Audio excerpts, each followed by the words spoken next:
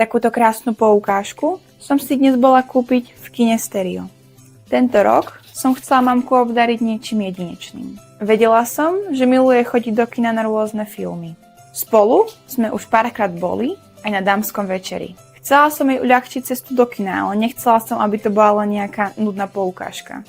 A preto som bola nadšená, že práve kino Stereo má takúto krásnu, jedinečnú, vianočnú poukážku. A teraz sa poďme spýtať mojej mamky, aký bol jej najobľúbenejší film tohto roka.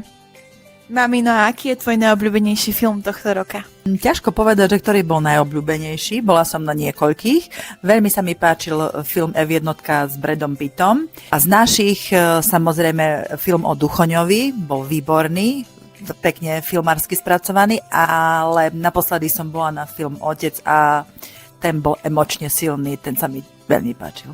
Takže ak aj vaši blízky milujú filmy a kino, odporúčam vám túto krásnu poukážku. Zakúpiť si ju môžete online alebo priamo v kinách Stereo.